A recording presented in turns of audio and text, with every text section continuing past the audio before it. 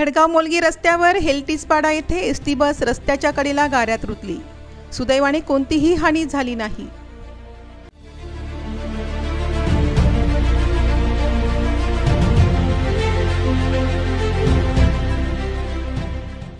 धडगाव असली बस सुमारे 6 वाजेच्या सुमारास प्रवासी घेऊन धडगावहून असलीकडे रवाना झाली। हेल्टीसपाडा येथे झाड रस्त्यावर पडलेले असल्याने त्याला चुकविण्यात बसचा टायर रस्त्याच्या कडेला गाऱ्यात रुतला।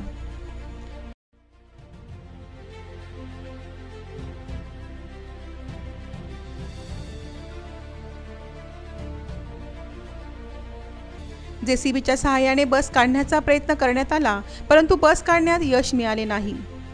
धडगाव तालुक्यात मागील 5 दिवसांपासून सतत मुसळधार पाऊस सुरू असून नदी नाले दुथडी भरून वाहत आहे। आदिवासी जनजागृती न्यूज चॅनल धडगाव, नमस्कार।